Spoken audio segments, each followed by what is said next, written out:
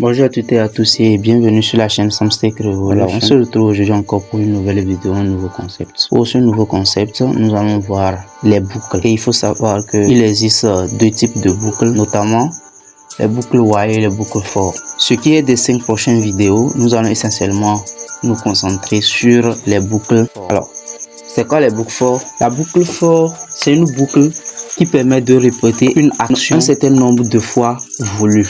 C'est-à-dire que si vous voulez faire afficher, comment il s'appelle, un mot 100 fois sur l'écran, vous n'avez pas besoin de mettre print 100 fois. Non. Tout ce que vous avez à faire, c'est d'utiliser la boucle for et ensuite de mettre l'action en question à l'intérieur de la boucle for et le tout est joué automatiquement en quelques lignes seulement. Le code va te générer le résultat 100 fois comme tu l'as désiré. Alors nous allons voir comment faire ça tout de suite. Mais tout d'abord, il faut d'abord certains concepts les expliquer pour que vous puissiez très bien assimiler la notion de for. Alors, comme je le disais, les notions ou bien les fonctions dont je suis en train de parler sont d'abord la fonction for. Alors le mot clé for est un mot qui annonce à Python que fais attention, il y a une boucle qui est sur le point de débuter. Donc ce qui va suivre certainement dans les lignes juste après for seront certainement des actions à répéter un certain nombre de fois, et c'est for qui annonce à Python que voilà, il y a une boucle qui veut commencer.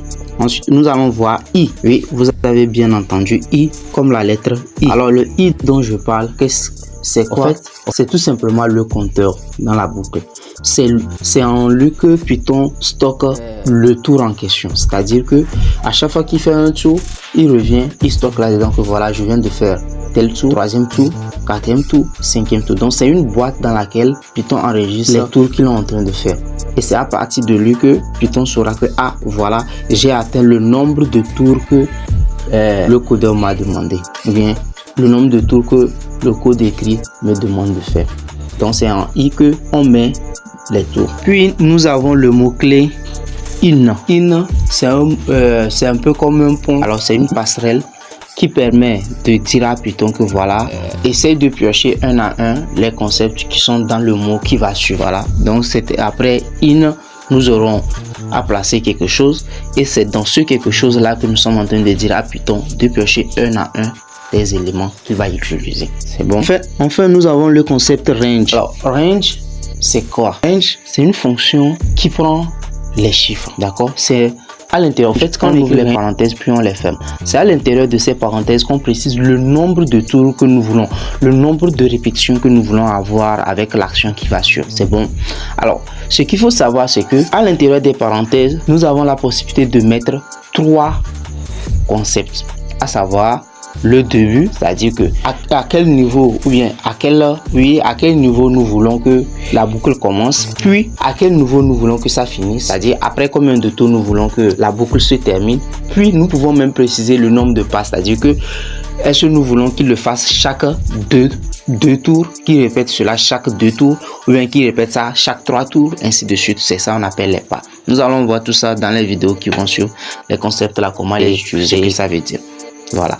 Donc pour cette première vidéo, l'idée c'était de faire juste un truc qui vous permettrait de vous mettre dans le bain. Je sais, ce n'est pas très intéressant comme ça, voir un écran figé puis un imbécile en train de vous raconter des histoires, mais bon, essayez du mieux que vous pouvez d'assimiler ces notions, parce que devant ça va être très intéressant, promis, je recrache. Alors pour aujourd'hui, je vais faire un truc très simple. Nous allons commencer par voir tout simplement la structure de base de la boucle for. Alors nous allons commencer par faire un petit exemple. Alors pour ce premier exemple, nous allons nous contenter de faire afficher 100 fois Samstech Revolution est la meilleure. Donc nous allons commencer par mettre notre boucle for in range, on ouvre les parenthèses et on met 100 fois, puis on va derrière les parenthèses pour mettre 2 points, on revient en ligne. Vous voyez que à la deuxième ligne, automatiquement il s'est créé une indentation. Voilà, parce que l'application c'est que quand il y a for, ce qui va suivre est dans l'indentation, c'est-à-dire que ça permet de dire que